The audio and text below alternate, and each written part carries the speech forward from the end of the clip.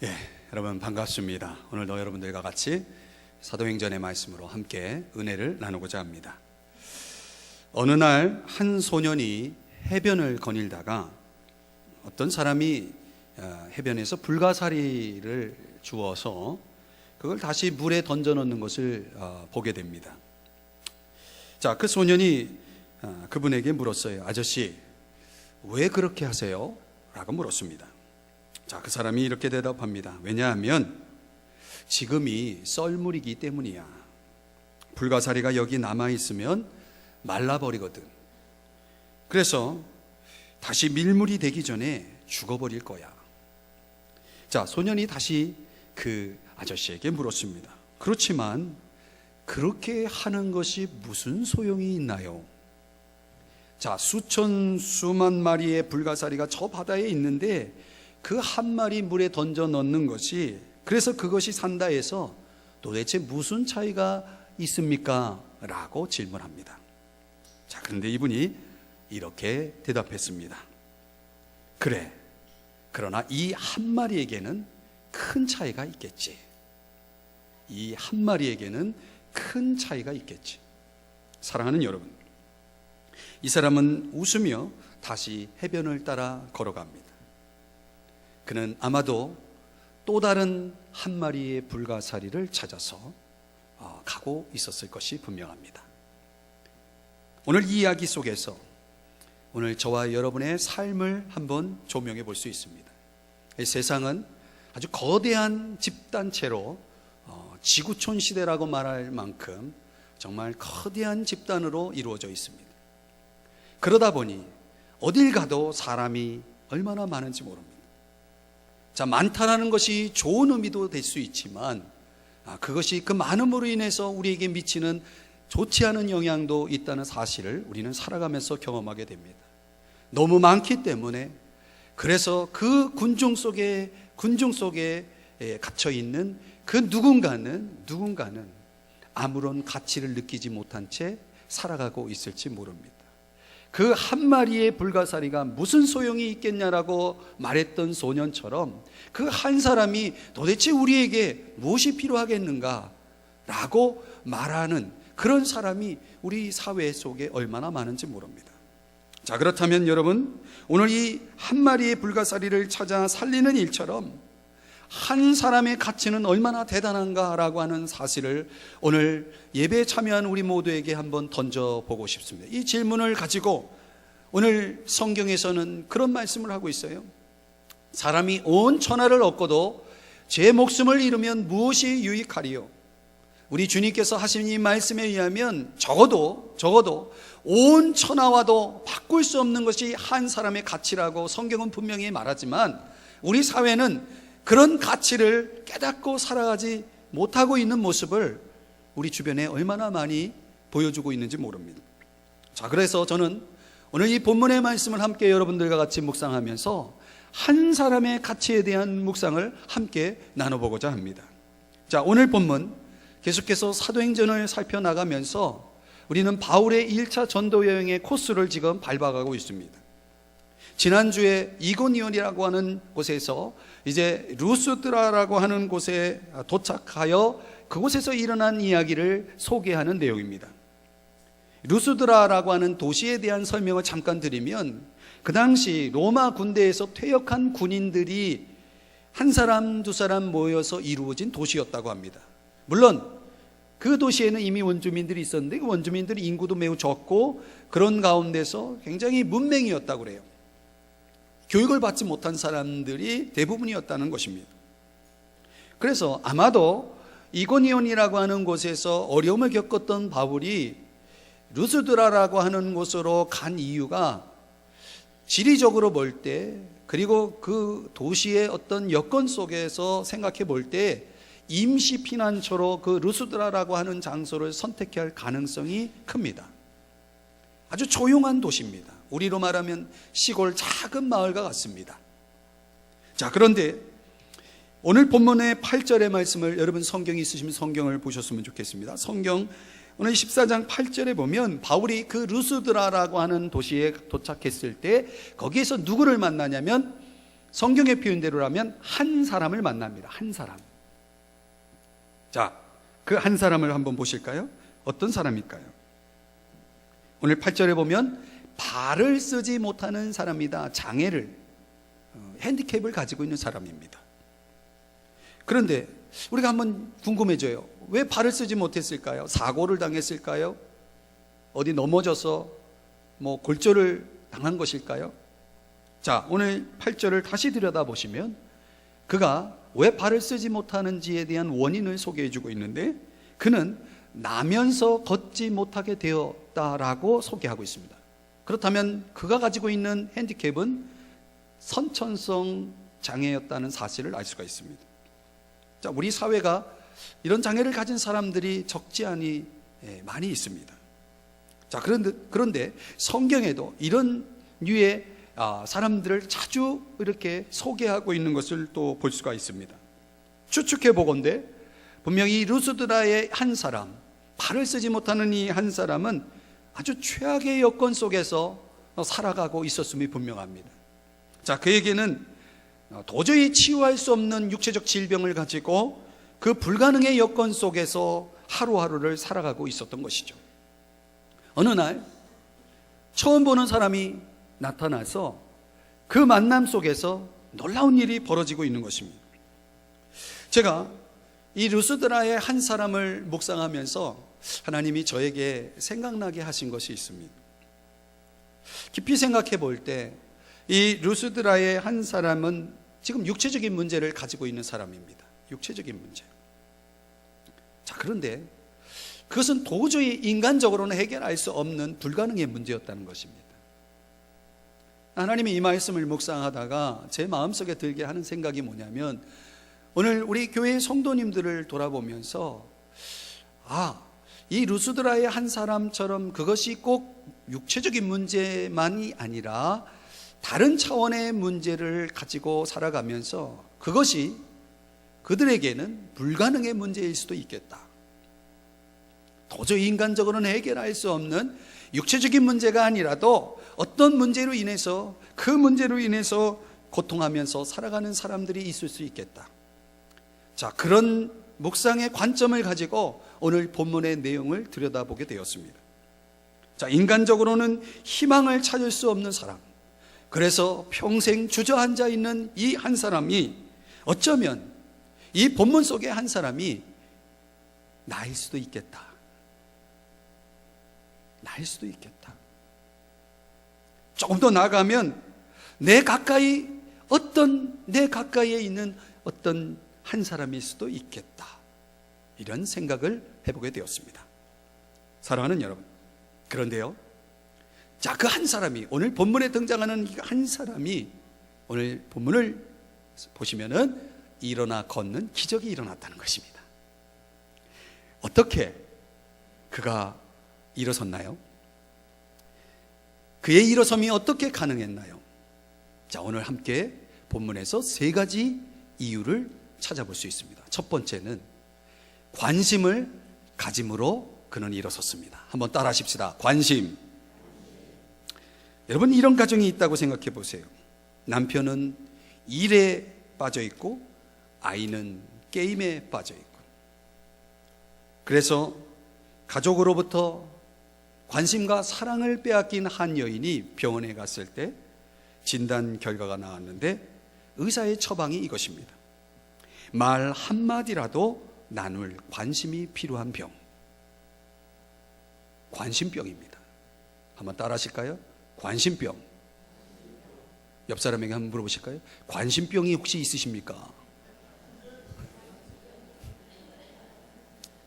질문 같지 않아서 서로 나누지 않으시는군요. 여러분, 사람마다, 다 저마다 사람들은 관심을 필요로 한다는 사실을 아십니까? 오늘 구절 말씀 한번 다시 보실까요? 자, 성경 구절을 보시면, 여러분 성경을 보셔야 됩니다. 성경을 봐야 이해가 됩니다. 자, 구절을 보시면 이렇게 성경이 말합니다.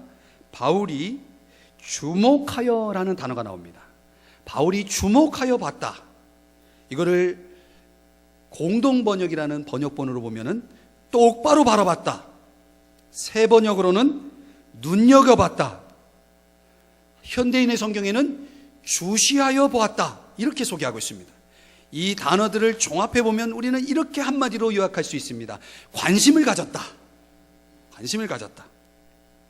여러분, 우리가 살아가면서 누군가에게 그 특별한 관심을 갖고 주목해 본다는 것, 오늘 우리들에게 그런 주목함이 있는지를 한번 생각해 보시기 바랍니다. 여러분, 관심이라는 단어가 한자로는 무슨 뜻입니까? 볼 관자, 마음 심자죠. 그러니 관심이란 뭡니까? 겉을 보는 게 아니에요. 그 깊은 내면의 마음을 보는 것이 관심이다. 그렇다면 여러분, 우리가 그냥 일상적으로 보고 있는, 피상적으로 보고 있는 그 외면의 모습과 전혀 다른 모습을 갖고 살아가는 사람들에게 있어서는 우리가 좀 더 주의를 기울이지 않으면 볼 수 없는 것들이 많아요. 이렇게 주목할 필요가 있다는 것입니다. 그런 차원에서. 자, 그런데 오늘 바울이 본문 구절을 다시 보시면 바울이 이 발을 쓰지 못하는 그 사람에게서 무엇을 보았는지를 한번 보십시오. 자, 그는 이미 육체적으로 핸디캡을 가지고 있는 사람이라는 사실은 분명히 아는 것입니다. 그러나 바울은 그것보다 더 깊은 무엇을 보고 있었다는 것입니다. 그의 내면에 있는 보다 깊은 필요를 보고 있었다는 것입니다. 무엇을 보았습니까? 그에게 믿음이 있는 것을 보았다라고 말하고 있습니다. 자, 여러분, 우리에게 이런 눈이 필요합니다. 그냥 보면 보이지 않지만 주목하여 볼 때 보일 수 있는 것, 그것을 볼 수 있는 눈. 하우서기라고 하는 분이 쓴 뜨거운 관심이라는 책이 있는데, 뜨거운 관심. 근데 이 책에서 아주 흥미로운 내용을 소개하고 있어요. 관심에는 두 가지가 있는데 뜨거운 관심 그리고 차가운 관심이 있답니다.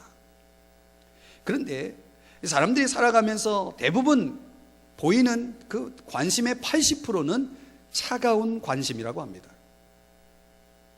무슨 뜻일까요? 그 저자가 이야기하는 차가운 관심이라고 하는 것은 상대방의 입장을 전혀 고려하지 않는 관심은 차가운 관심이다. 그저 내 입장만 생각하고 관심을 가질 때에는, 나 중심적으로 생각하고 관심을 보일 때는 그것은 그릇된 관심이고 잘못된 관심이고 올바른 관심이 아니라는 것입니다. 자기 입장만 전달하고 자기 입장만 생각하는 그런 차원의 관심이라고 하는 것은 오히려 상대방을 불편하게 만들 뿐입니다. 자, 그렇다면 이 저자가 이야기하는 그런 올바르고 뜨거운 관심을 보이는 방법이 이 책에서 여러 가지를 소개하고 있는데, 제가 주목해 보고 싶은 것은 세 가지입니다. 첫 번째는 먼저 그 사람의 입장에 서야 한다는 것입니다. 진정한 관심이란 그 상대방의 사람의 입장에 서 있어야 그게 뜨거운 관심이고 올바른 관심입니다. 두 번째는 그 사람을 자세히 관찰해야 된다는 것입니다. 그 사람을 자세히 관찰해야 한다는 것입니다. 그냥 우리가 생각하는 그런 것들과 전혀 다른 무엇이 있을 수 있다는 거죠. 자세히 관찰해 보면 그 사람의 면면을 좀 더 들여다볼 수가 있다는 것이죠. 세 번째는 그 사람을 격려하는 차원으로 가야 한다는 것입니다. 우리가 관심이 지나친 나머지 관심이 잘못되어질 때는 그것이 격려가 아니라 그것이 파괴가 될 수도 있다는 거예요. 우리의 관심은 이 하우석이라고 하는 저자가 이야기하는 그런 차원에서 볼 때에 올바른 관심 속에 살아가고 있는지 또는 잘못된 관심 속에 살아가고 있는지를 한번 생각해 봐야 합니다. 심리학자 스턴버그라고 하는 분이 사랑에는 세 가지 요소가 있어야 된다고 합니다. 친밀감, 사랑에는 친밀감이 있어야 된다. 이 친밀감은 상대방의 행복을 증진시키고자 하는 열망으로 충만해진다고 합니다. 이거는 마치 비유적으로 말하면 어린아이가 어머니의 품에서 느끼는 그 감정과 같다라고 말합니다. 친밀감이라는 것은. 두 번째는 이 스턴버그가 말하는 사랑의 요소는 열정입니다. 이 열정은 관심을 갖고 그 관심을 어디에 집중하냐면 사랑과 그 사랑의 대상에 집중한다고 합니다. 세 번째는 전적인 맡김과 헌신이 이라고 얘기를 하고 있습니다. 그러니까 사실 전적으로 맡길 때 우리는 걱정할 일이 사실 없어요. 나에게 있는 모든 것을, 내 생명도 다 맡겼기 때문에 사실상 우리는 그 맡김을 통해서 그 자체가 행복으로 주어지는 것입니다. 이 심리학자 스턴버그가 얘기하는 것이 그렇습니다. 제가 이걸 보면서 이것이 그리스도인의 삶의 특징과 매우 유사하다. 그리스도의 삶이라는 것은 이런 것이 아닌가라는 생각을 해봅니다. 참된 관심이라는 것은 말하자면 이런 사랑으로 이루어진다는 것이죠. 자, 어느 모임에서 이런 실험을 했습니다. 강의실에다가 50명이 이제 모였습니다. 50명의 사람이 이제 모여서 그들에게 무엇을 제시하냐면 풍선을 불어서 그 풍선에다 자기 이름을 쓰라고 합니다. 그리고 그 풍선을 다른 방으로 다 옮겨놨습니다. 그리고 자, 이제 실험이 시작됩니다. 여러분들 50명에게 말합니다. 여러분들이 지금 옆방으로 가면 풍선이 있는데 자기 풍선을 찾아서 5분 안에 그것을 찾는 것입니다. 이렇게 이제 제시를 합니다. 자, 사람들이 50명이 다른 방으로 옮겼습니다. 그리고 거기에서 자기 풍선을 찾기 위해서 막 사람끼리 부딪히고 난리가 났습니다. 완전히 그 방 안에는 아수라장이 되었습니다. 5분이 흘렀습니다. 그런데 놀라운 사실은 한 사람도 자기 풍선을 찾은 사람이 없다는 사실입니다. 자, 이후 다시 두 번째 실험이 진행됩니다. 자, 이번에는 여러분들이 아무 풍선이나 찾아서 그 풍선에 기록된 이름을 보고 그 사람에게 풍선을 전달하겠습니다. 자, 5분을 주겠습니다 하고 제시했습니다. 그런데요, 채 몇 분 지나지 않아서 모든 사람이 자기 풍선을 찾게 되었다는 것입니다. 자, 이 실험을 통해서 이 실험을 한 강사가 이렇게 그 50명에게 이야기를 합니다. 우리가 한 것은 우리의 인생과 같습니다. 모두 필사적으로 행복을 찾아다닙니다. 하지만 그것이 어디에 있는지 모릅니다. 우리의 행복은 다른 사람 행복과 함께 있습니다. 그래서 그들에게 풍선을 주듯 행복을 주십시오. 이런 이야기를 하면서 실험을 마쳤다는 것입니다. 참 깊이 생각해 볼 이야기가 아닐까요? 풍선을 주듯 관심을 주라는 것입니다. 관심은 저는 이렇게 정의하고 싶습니다. 이 이야기를 통해서 얻은 힌트지만 행복을 찾는 작업이다. 나의 행복이 숨어있는 그 어떤 사람, 자, 그들에게 내가 보여주는 그 관심이야말로 나의 행복을 찾는 작업이다. 그렇게 말할 수 있습니다. 사랑하는 여러분, 오늘 본문은 하나님이 인생을 어떻게 변화시켜 주는가에 대한 놀라운 실예입니다. 그 변화는 바로 한 사람에 대한 관심을 가져주는 일이었다는 것입니다. 사랑하는 여러분, 성경에 이런 말씀이 나옵니다. 고린도전서 12장 25절 26절에 보면 몸 가운데서 분쟁이 없고 오직 여러 지체가 서로 같이 돌보게 하셨느니라. 만일 한 지체가 고통을 받으면 모든 지체가 함께 고통을 받고, 한 지체가 영광을 얻으면 모든 지체가 함께 즐거워하느니라 라는 말씀이 나옵니다. 이 말씀은 무슨 의미입니까? 서로 같이 돌보는 삶이 중요하다는 것입니다. 함께 고통과 기쁨을 나누는 삶을 살라는 것입니다. 그렇다면 여러분, 오늘 이 루스드라의 한 사람에게 일어난 일어섬의 기적은 바로 이런 것을 통해서 나타난 것이 아닐까요? 돌아보고 함께하는 이런 관심을 통해서 이런 놀라운 일어섬의 기적이 일어났다는 사실입니다.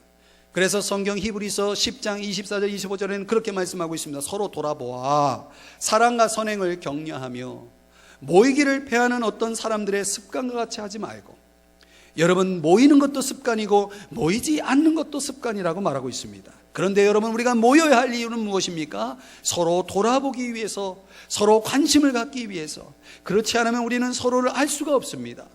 자, 우리가 함께 할 때 어떤 일이 일어납니까? 사실 함께 할 때 우리가 서로에 대해서 알 수 있지 않습니까?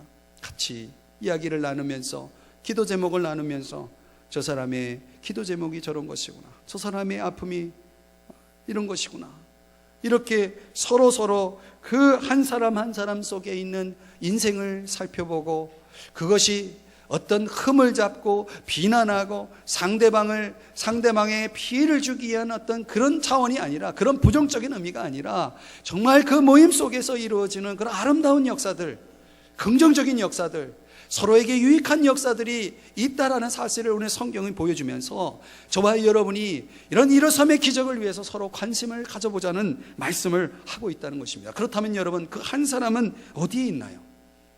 여러분이 보여주어야 할 한 사람은 어디에 있나요? 저는 어쩌면 그것이 여러분의 가정 안에 있을 수도 있습니다. 어쩌면 우리가 만나는 이 공동체 속의 한 지체일 수도 있고, 어쩌면 여러분이 사는 아파트 바로 옆집에 사는 이웃일 수도 있습니다. 중요한 것은 관심이야말로 한 사람, 루스드라의 한 사람을 일어서게 했던 것처럼 그런 기적의 열쇠를 갖고 있다는 사실은 분명합니다. 어떻게 일어서나요? 관심을 갖는 일부터 시작된다는 것입니다. 자, 우리 한번 좌우에 계신 분들과 이렇게 한번 쑥스럽지만 한번 인사해 보겠습니다. 관심 좀 가져봅시다. 시작. 인사하기가 쑥스럽죠? 네, 그렇습니다. 안 하던 거 하려면 힘듭니다. 여러분, 관심도 해봐야 합니다. 관심을 가져주십시오. 관심을 나눠주십시오. 두 번째는 오늘 루스드라의 한 사람에게 일어난 일어섬의 기적이 어떻게 가능했는가 봤더니 한번 따라 하십시다. 믿음을 가짐으로. 자, 여러분, G.K. 체스터톤이라고 하는 분이 이런 얘기를 했어요. 사람은 아무것도 믿지 않을 때 무엇인가 믿는다. 말이 안 되죠? 사람이 아무것도 믿지 않을 때 어떤 것을 믿는다라고 그는 말합니다. 무슨 말입니까? 모든 사람은 뭔가를 믿고 살아간다는 거죠. 우리가 교회 나오는 그런 기독교인이 아니다 하더라도 여러분, 가만히 보면 사람들은 뭔가를 믿고 살아가는 거예요. 자, 그런데 여러분, 오늘 9절의 말씀을 보십시오. 여기 이 한 사람의 일어섬에는 여기 그 사람에게 무엇이 있었는가? 믿음이 있었다라고 말씀을 하고 있다는 것입니다. 무슨 믿음이 있었습니까? 구원받을 만한 믿음이 있었다. 여기서 말하는 구원이라고 하는 고침을 말합니다. 지금 평생 걸어보지 못한 이 사람이 갑자기 믿음이 생겼어요. 무슨 믿음이 생겼냐면 내가 걸을 수 있다라는 믿음이 생긴 것입니다. 여러분, 이거 얼마나 놀라운 일이에요. 당연히 불가능한 일이죠. 있을 수 없는 얘기인데 스스로 자기가 고침을 받을 수 있다는 믿음을 갖게 되었다는 것입니다. 그러면 우리는 여기서 질문이 생깁니다. 도대체 이 사람이 그런 믿음이 어디서 생겼을까? 어떻게 생겼을까라는 생각을 해보게 됩니다. 9절을 다시 보십니다. 9절의 말씀은 이렇게 시작합니다. 바울이 말하는 것을 듣거늘. 여기 듣거늘이라는 단어가 중요합니다. 무슨 말이냐면 바울이 전하는 말씀을 잘 리스닝, 경청했다는 것입니다. 여러분, 사람이 살아가면서 자기가 듣고 싶은 소리만 듣습니다. 자기가 듣고 싶은 소리만 듣고 나머지는 다 무슨 소리로 들리냐면 소음으로 들리게 되어 있습니다. 아이들은 잔소리로 들리게 되어 있습니다. 성도들은 설교라고 생각합니다. 여러분, 듣기 싫은 소리 하면은 사람들 그러잖아요. 또 설교한다 그러잖아요. 우리가 생각할 때 살아가면서 우리가 듣고자 하는 주파수가 있어요. 그 소리만 듣는 거죠. 자, 그런데 오늘 이 자리에, 죄송하지만 여러분들이 이 자리에 나왔는데 어떤 사람은 듣습니다. 그러나 어떤 사람은 졸고 있습니다.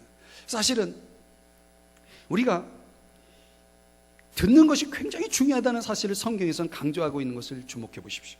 로마서 10장 17절 말씀을 제가 세 번역으로 읽어드리면 이렇게 말씀하고 있습니다. 그러므로 믿음은 들음에서 생기며. 그렇구나. 루스드라의 이 한 사람의 믿음이 어디서 왔는지를, 그 출처를 드디어 알게 됩니다. 어디서 왔습니까? 들음에서 왔다는 것입니다. 여러분, 똑같이 들어도 어떤 사람은 믿음이 생기고 어떤 사람은 믿음이 생기지 않습니다. 어떤 차이일까요? 들음의 태도. 자, 여러분 보세요. 분명히 본문에 나오는 일어나 걷게 된 이 한 사람에게 있어서 바울이 전하는 말씀은 한마디 한마디가 결코 놓칠 수 없는 그런 메시지였다는 사실이 분명합니다. 자, 그는 자기가 바울이 말하는 그 메시지를 들으면서 내가 고침받을 수 있다라고 하는 믿음이 생겼다는 것입니다. 사랑하는 여러분, 그래서 설교를 들을 때 경청하셔야 됩니다.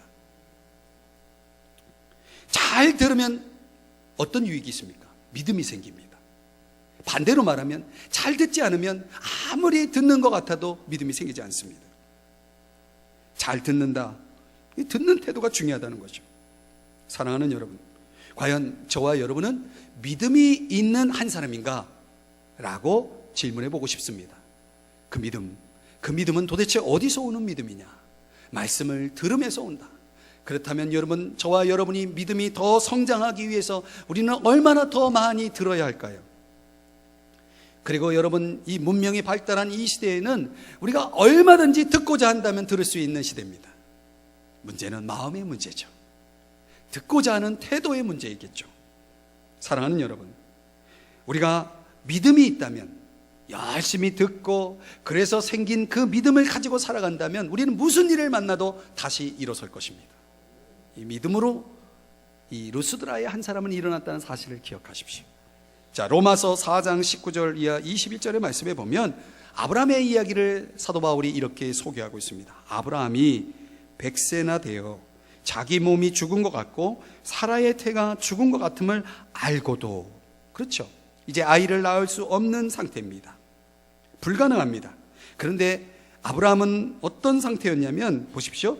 믿음이 약하여지지 아니하고 믿음이 없어 하나님의 약속을 의심하지 않고 믿음으로 견고하여져서 하나님께 영광을 돌리며 약속하신 그것을 또한 능히 이루실 줄을 확신하였으니 라고 말씀하고 있습니다.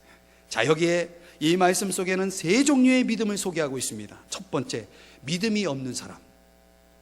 이 믿음이 없는 사람은 늘 매사에 의심이 있을 것입니다. 모든 것을 의심할 것입니다. 두 번째, 믿음이 약한 사람.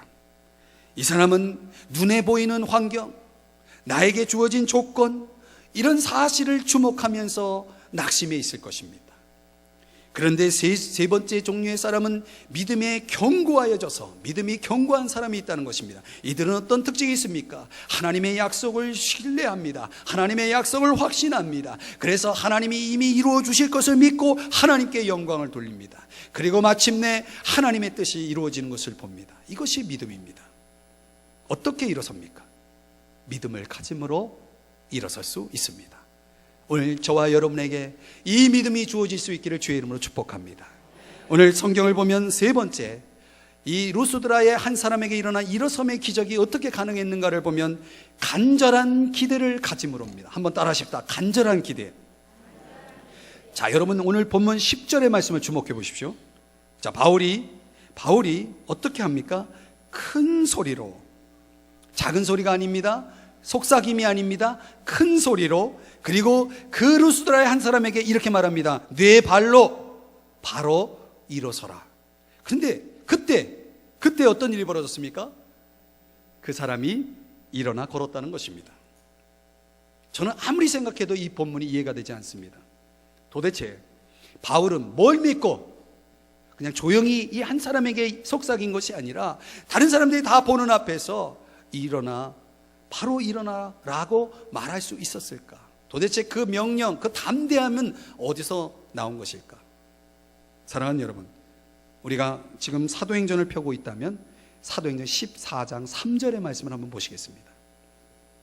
자, 사도행전 14장 3절의 말씀을 보시면 거기에 이런 표현이 나옵니다. 주께서 그들의 손으로 표적과 기사를 행했다. 자, 이미 바울은 어떤 사람입니까? 바울은 하나님이 그를 통해서 놀라운 사인, 놀라운 그 기적을 일으키는 체험을 한 사람이에요. 이 말은 무슨 얘기냐면 바울은 항상 이런 믿음을 가지고 있었던 거예요. 하나님이 나를 쓰실 거야. 하나님이 나를 사용하실 거야. 하나님이 나를 통해서 일하실 거야 라고 하는 그런 믿음이 있었고, 그리고 날마다 그는 그런 간절한 기대 속에서 살았다는 사실입니다. 자, 그랬을 때 루스드라의 한 사람을 보면서 저 사람을 회복하기 위해서, 저 사람을 변화시키기 위해서 하나님은 나를 쓰실 거야. 사랑하는 여러분, 오늘 하나님의 일하심을 간절히 기대했던 바울의 한마디가 한 사람의 인생에 던진 이 놀라운 변화를 보십시오. 여러분, 변화는 이렇게 아주 어떻게 보면 단순하게 일어난다는 사실입니다. 여러분 아십니까? 혹시 SNS를 하시는 분들은 요즘 많이 이렇게 소개되고 있는 글인데, 프랑스의 휴양 도시인 니스라고 하는 곳의 한 카페에서 이런 가격표가 붙어 있다고 합니다. 우리말로 번역하면 커피, 이렇게 반말로 하는 커피를 주문하는 손님은 1만 원, 만 원이고, 커피 주세요, 커피 플리즈 하는 사람에게는, 그렇게 주문하는 사람은 6천 원. 헬로, 커피 플리즈. 안녕하세요, 커피 한 잔 주실래요? 이렇게 공손하게 말하는 사람에겐 커피 2천 원. 이렇게 지불한다는 거예요. 실제 이야기예요. 이 기발한 가격표를 만든 카페 주인이 왜 이런 발상을 하게 되었냐면, 손님들이, 종업원들에게 너무 함부로 말하는 거예요. 그래서 생긴 아이디어로 그렇게 했는데, 놀랍게도 많은 사람이 2,000원으로 커피를 마셨다는 거예요. 여러분, 이 말 한마디가 커피값을 5분의 1로 줄인다는 사실이에요. 우리의 한마디는 얼마나 유익함이 많은지 모릅니다. 사실 오늘 우리가 던지는 그 한마디 한마디가 어떤 사람에게 있어서는, 어떤 한 사람에게 있어서는 인생을 바꿔놓을 만큼 강력한 메시지가 될 수도 있다는 사실을 오늘 성경을 통해서 생각해 보게 되는 것입니다. 사랑하는 여러분, 여러분은 주님이 여러분과 함께 하심을 믿습니까? 그렇다면 여러분의 삶에 주님이 함께 하신다면, 그래서 여러분의 삶 속에, 또 여러분의 주변의 삶에 있어서 변화를 기대하신다면, 여러분 주님을 온전히 신뢰하셔야 됩니다. 주님이 나와 함께하고 있다는 사실을 분명히 믿어야 합니다. 마태복음 13장 58절에 보면, 그들이 믿지 않음으로 인해서 거기서 많은 권능을 행하지 않았다, 이 말을 지금 복음서에서 하고 있습니다. 여러분, 우리 주님은 능력의 주님이십니다. 그런데 문제는 뭡니까? 사람들이 믿지 않는 거예요. 믿지 않으니까 주님은 능력을 행할 수 없다는 사실입니다. 하나님은 당신의 자녀들을 통해서 하나님의 위대한 일들을 이루고자 하나님은 기대하십니다. 그리고 그러므로 우리도 주님을 그렇게 기대하며, 간절히 기대하며 살아가기를 원하신다는 사실을 성경이 말씀해 주고 있습니다.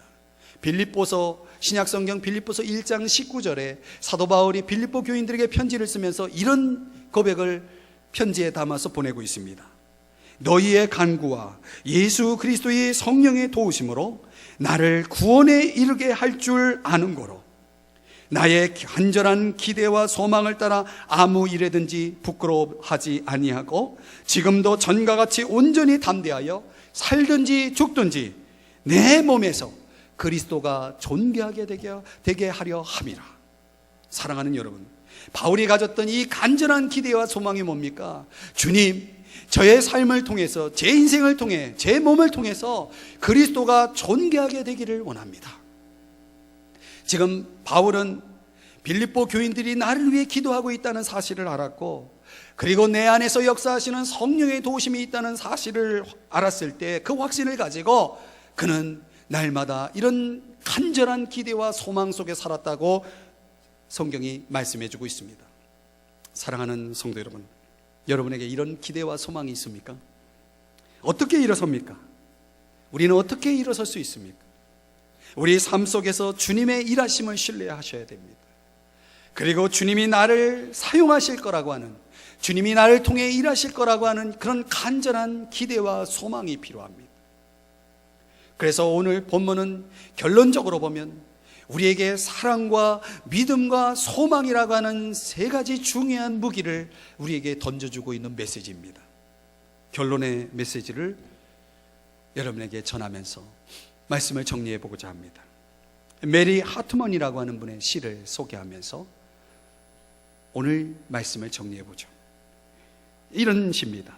삶은 작은 것들로 이루어졌대. 의무적인 위대한 희생이 아니라 미소와 격려의 말 한마디가 우리 삶을 아름다움으로 채우네.